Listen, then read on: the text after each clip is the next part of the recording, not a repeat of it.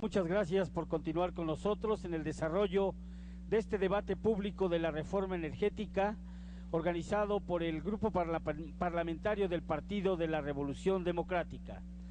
Para el desarrollo de la mesa temática número 6 con el tema Experiencias internacionales, empresas públicas, privadas y modalidades de contratos, están con nosotros nuestros ponentes y nuestra moderadora.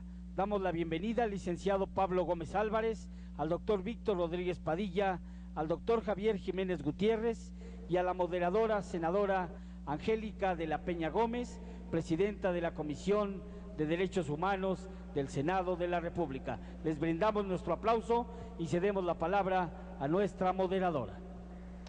Bien, muchas gracias. Bien, bueno, agradecemos la espera, agradecemos su presencia el día de hoy. En la siguiente ronda de esta jornada vamos a emprender la discusión en la mesa número 6, que refiere a el tema de las experiencias internacionales, empresas públicas, privadas y modalidades de contratos. Quiero saludar que además nos acompaña en esta mesa la maestra Ifigenia Martínez, que siempre es un gusto que nos acompañe. Ustedes saben que ella tiene una gran trayectoria y es una gran conocedora de esta materia, entre otras materias, y por lo tanto está haciendo sus apuntes como tiene que ser, porque es una de nuestras asesoras imprescindibles en la reforma energética. Gracias, Ifigenia, por acompañarnos. Vamos a comenzar con la intervención. ¿Les parece, señores, que sean 15 minutos para que demos oportunidad a que hagan una intervención final con las preguntas que ustedes pueden formular? Por favor, escríbanlas. Nuestro personal está repartiendo ya las papeletas para que ustedes puedan empezar a formular sus preguntas. Y comenzamos con la primera intervención de Pablo Gómez Álvarez. Hablar de Pablo es hablar de una gran currícula, todos y todas conocemos. Él recién acaba de ser senador de la legislatura anterior y también de la 50ª y las dos 50ª, sexagésima y 61ª legislaturas, y por lo tanto solamente referiré que él, como un político de izquierda que es fundador del Partido de la Revolución Democrática, además ha sido en diversas ocasiones diputado federal, ha sido también asambleísta. Él tiene una gran insisto, currícula, en donde de manera muy importante destaco que su participación en el movimiento estudiantil del 68 y por supuesto también en su trayectoria como militante del Partido Comunista Mexicano, y del cual fue, siendo parte de este partido, por primera ocasión diputado federal. Y por supuesto quiero mencionar que ha sido autor de varios libros en los que destacan Los gastos secretos del presidente, libro en el que denuncia los gastos multimillonarios en dólares, no en pesos, sino en dólares, del expresidente Carlos Salinas de Gortari, a partir de esta partida secreta que poco a poco hemos desapareciendo. Como tal no existe, pero siguen todavía muchas cuestiones presupuestales que no están debidamente transparentadas, y por lo tanto es muy importante este primer libro que visibiliza cómo hay una actitud discrecional, arbitraria y autoritaria por parte de los presidentes de la República, con una parte importante del erario público inscrito en esta partida secreta. También es importante destacar el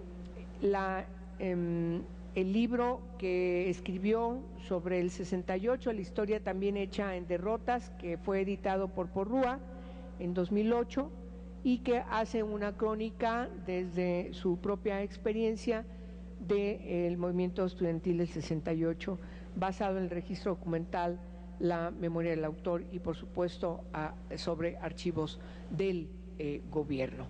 Finalmente, quiero mencionar que no es gratuito que él esté aquí. Él fue uno de los senadores que estuvo participando en la discusión y finalmente la reforma que dio origen en la legislatura pasada en materia de energéticos, en materia de petróleos mexicanos, y por lo tanto tiene un gran conocimiento también de esta materia. Y por lo tanto, sin más ni más, Pablo, te damos la bienvenida y también te damos la voz, si es tan gentil. Muchas gracias, Angélica. Agradezco mucho al grupo parlamentario del PRD en el Senado la invitación para tomar parte de una discusión de la mayor importancia nacional. He preparado un escrito que quien quiera lo puede consultar y también lo puede publicar si puede en cualquier parte. En www.pablogomez.org lo pueden tener completo. El proyecto del gobierno en materia petrolera consiste en lograr una autorización constitucional para realizar contratos, ya sea de producción o de utilidades compartidas, al tiempo que Pemex dejaría de ser un monopolio y las actividades ahora reservadas al Estado y realizadas por este organismo podrían ser desempeñadas por empresas por empresas privadas a través de contratos firmados por otras agencias gubernamentales diferentes a Pemex. Perdón. ¿Quieres un cafecito? Ya tengo aquí, gracias. Por su parte, el Partido Acción Nacional propone, en síntesis, un sistema de concesiones o permisos que el Estado realizaría a favor de empresas privadas en todas las actividades que en la actualidad la Constitución reserva al Estado. El Partido de la Revolución Democrática propone que no se modifique la Constitución y que se reformen Pemex y los instrumentos regulatorios de la industria, así como el régimen fiscal, entre otros importantes cambios legislativos, para convertir a Petróleos Mexicanos en un monopolio de Estado eficiente y con capacidad de otorgar al país seguridad energética y mayores ingresos públicos. La cuestión que aparece en el centro del debate, algo me está pasando.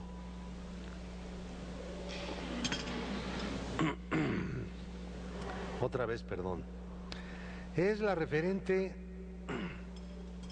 a las finanzas públicas. No hay debate sobre la seguridad energética. Es decir, el gobierno no habla de cuestiones de carácter estratégico, el largo plazo. Creo que ya.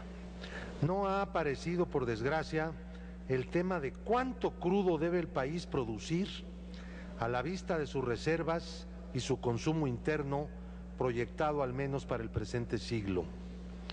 Esta lamentable situación nos limita al plano de la extracción de aceite y gas en los próximos años, especialmente en los llamados yacimientos no convencionales, en aguas profundas y en los campos de lutitas. Incluso el gobierno proyecta alcanzar con las grandes transnacionales una producción de crudo superior a los 3.4 millones de barriles diarios, a la que se llegó hacia el año de 2004, pero carece de estimaciones sobre el necesario aumento de la producción de refinados y derivados en los que México es deficitario. Así, la urgencia oficial es el incremento de las exportaciones de crudo. La estrategia debería abrirse a la discusión pues los hidrocarburos son un recurso natural no renovable cuyo consumo sigue actualmente en crecimiento en el mundo. Además, la idea de potenciar la capacidad exportadora de crudo tiene que contrarrestarse, en primer lugar, con la perspectiva del suministro interno, la cual no existe. El debate sobre los hidrocarburos, centrado en la cuestión de los contratos con compañías privadas, es justamente una manera de ubicar el problema en las finanzas públicas.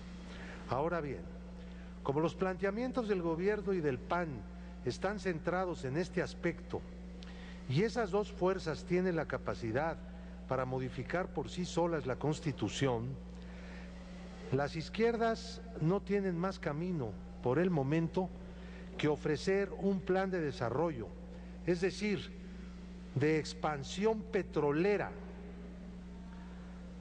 pero basado en el dominio efectivo de la nación sobre la totalidad de los yacimientos de hidrocarburos.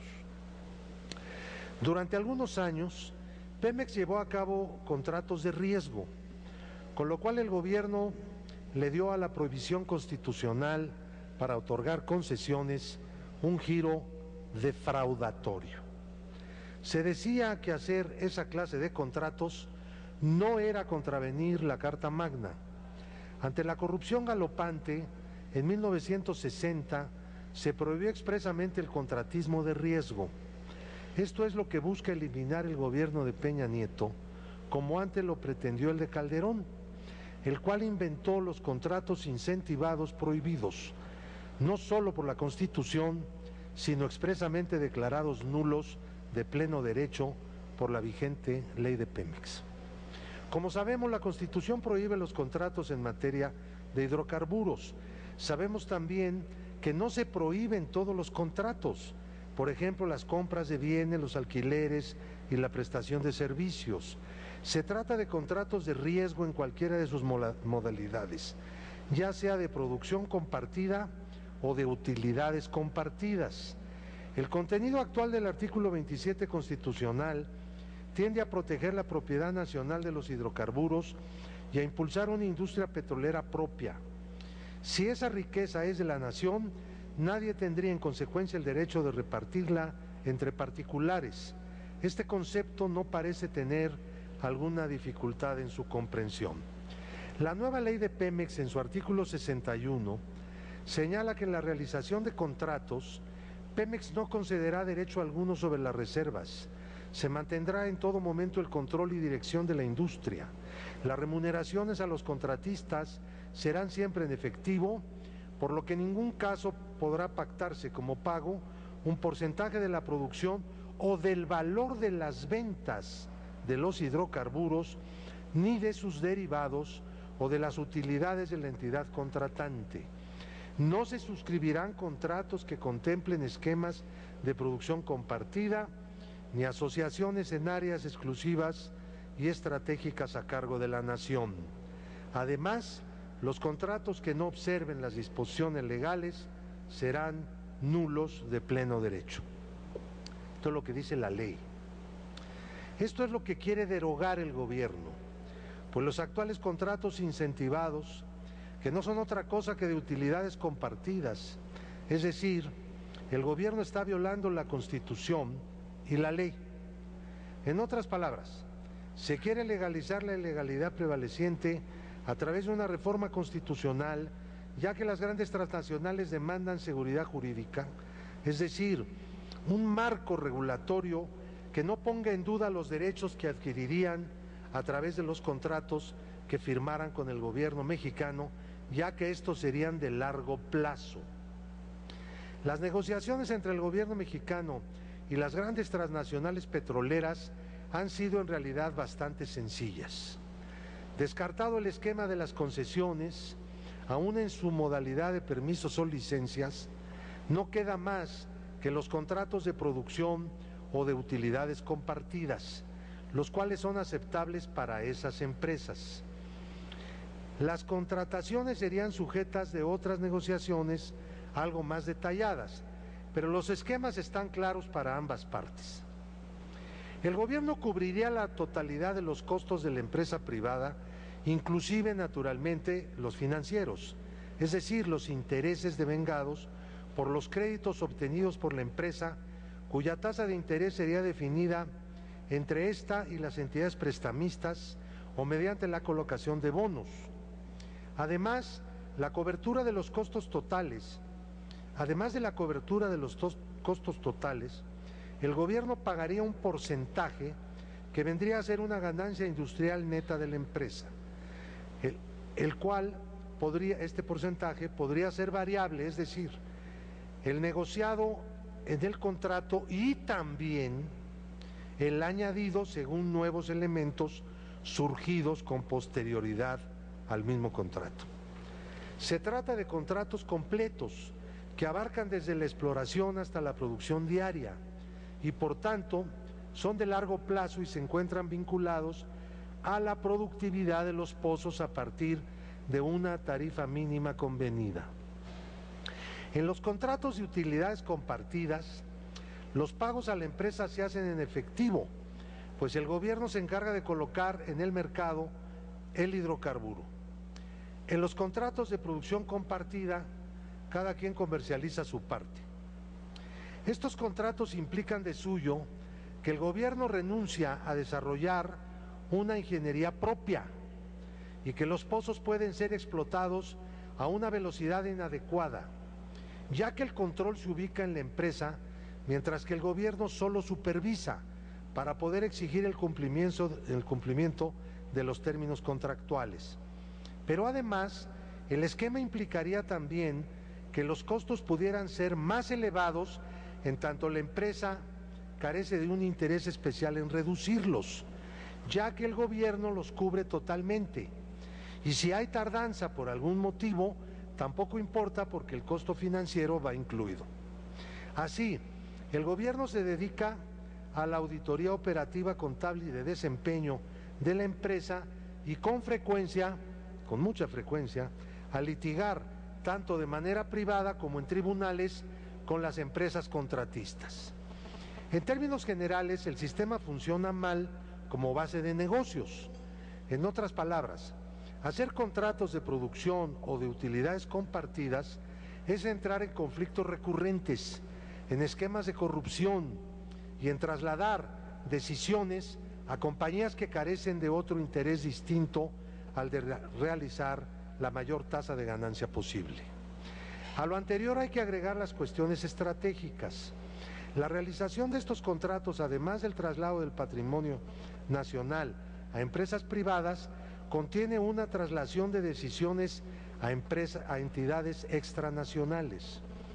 Como se trata de contratos que parten de la exploración y abarcan todo el proceso hasta la producción cotidiana, las decisiones se van tomando por la empresa, ya que el gobierno carece de capacidad para sustituirla. Esto se torna muy importante cuando el gobierno solo tiene interés en producir más para fondear su gasto público, como es el caso de México, y le importa menos tener una política equilibrada de extracción de un recurso no renovable y de seguridad energética nacional.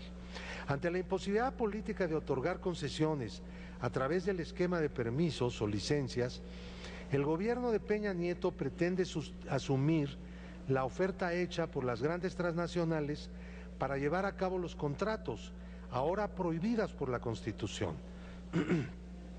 Pero tanto los permisos como los contratos impiden al país desarrollar tecnología, promover conocimiento y formar una fuerza de trabajo nacional.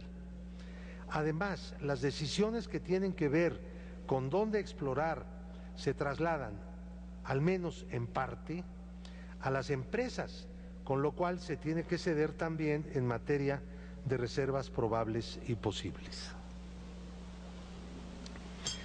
La idea central de la propuesta de Peña es que Pemex es incapaz de ir rápido a aguas profundas y de brindar al país un mayor excedente petrolero capaz de fortalecer las finanzas públicas. Es exactamente el mismo argumento de Calderón. La propuesta de Peña es copia de una anterior, aunque aterriza en una reforma constitucional solo porque las grandes transnacionales lo exigen. Es decir, esas empresas no se quieren arriesgar a que los contratos sean declarados nulos de pleno derecho, como lo señala la ley. Como sabemos, las transnacionales se financian en los mismos mercados que los estados, aunque estos, los estados, pueden, cuando no están demasiado comprometidos, obtener mejores tasas. Ahora bien, si no se trata de capacidad financiera, sino de capacidad de operación de parte de Pemex, el tema de discusión se circunscribe a dos aspectos de esta gran problemática. La capacidad de México para adquirir y poner en marcha nueva tecnología y el ritmo en el que debe hacerse, tanto por motivos propiamente tecnológicos como por lo que toca a una política de extracción de un recurso no renovable. Como hemos señalado, las concesiones o permisos o licencias no son políticamente viables, pero los contratos son un callejón sin salida. Estas dos no son opciones válidas para un país que tiene una industria petrolera nacionalizada, con muchos años de operación y con una experiencia que al parecer se subestima. La tercera opción es la de una acometida contra los vicios políticos, operacionales, financieros, fiscales y administrativos que sufre lo único que realmente tenemos, que es Pemex. Las empresas nacionales son las que progresan más en el mundo. Las transnacionales no están mejor que las nacionales en términos prospectivos. En aguas profundas, a México le puede suceder lo que al parecer es inevitable con el sistema de contratos. A un costo de $25, un costo de $25 por barril se puede convertir en otro de 40 o más, porque las transnacionales no se preocupan por el costo, sino por la ganancia, definida como un porcentaje fijo del costo mismo, y otro sobre el precio final del producto. En otras palabras, si el costo es mayor, mayor será la ganancia, y si el precio por barril es mayor, también será mayor la ganancia. ¿Debe México a estas alturas, cuando han transcurrido más de 70 años de la expropiación de los bienes de las compañías petroleras, las cuales siempre han querido regresar, meterse en líos petroleros? Si alguna empresa privada de esas que son monopólicas y casi no pagan impuestos en México tuviera el dominio sobre el subsuelo, su última ocurrencia sería hacer contratos de utilidades compartidas. Haría contratos de servicios bajo el lema: te pago lo que me vendas o me hagas. Pero nunca aceptaría hacer los malos negocios que nos propone Peña Nieto. Podría ser que en menos tiempo el Estado recibiera más petrodólares, pero las pérdidas serían muy altas. México no es un país a punto de quebrar, como cuando una empresa tiene que buscar nuevos socios o financieros, aunque le impongan condiciones leoninas para poder sobrevivir. Otra idea expuesta en el proyecto de Peña es el que Pemex no se encargue de los contratos, sino alguna otra agencia gubernamental ajena a la industria petrolera antes nacionalizada. Voy a saltarme unas cuantas hojas. Esto es una cosa completamente inaceptable, porque si hay corrupción en Pemex no quiere decir que solo ahí hay, también hay en el Estado, en todo el resto del Estado. El daño tecnológico que se le puede hacer al país con la política de contratos es aún mayor que el daño económico directo. Un país progresa en la medida en que resuelve problemas, mejora su ciencia y su tecnología y por ende su productividad. Pero un país que renuncia a emprender tareas científicas y técnicas, que le encarga el trabajo a las grandes transnacionales, aunque se trate de su propio patrimonio natural, está condenado a ser siempre un proveedor de materias primas y manufacturas. Así observa el gobierno de Peña al país desde su propuesta de reforma de las industrias de energía. No se trata solo del pésimo esquema de negocios que nos amenaza, sino de algo menos tangible pero mucho más importante y trascendente para la nación: su acceso a la tecnología, su capacidad de concurrencia internacional, su educación técnica, sus capacidades creativas. Termino, más existe algo aún más intangible relacionado con su historia y sus conquistas como nación. El proyecto de Peña es privatizador, aunque se niegue, pues una parte del valor de los hidrocarburos sería apropiado por compañías privadas, principalmente extranjeras, pero más de 70 años después de una nacionalización, es decir, de un rescate de riqueza, de independencia y de soberanía nacional, regresar de alguna manera, la que sea, al punto en el cual la nación mexicana puso una raya frente a las demás, sin romper con el mundo, sería un retroceso, pero sobre todo un fracaso que el país no se merece. Justo cuando las naciones en muchas partes del mundo reivindican sus riquezas de la manera en que lo hicieron los mexicanos hace más de 7 décadas, México desnacionalizaría sus yacimientos en aras de desahogar el gasto público en el corto plazo, solo porque con tal premura se podrían verter más petrodólares en el presupuesto, aunque al final la cuenta sería desfavorable para el país. Se trata, por tanto, de dar un golpe a la conciencia nacional, a la historia de un país expoliado que en ocasiones encontró la manera de realizar actos de emancipación, pero que ahora esos son presentados como si hubieran sido esfuerzos vanos. No sería nada admisible, por tanto, una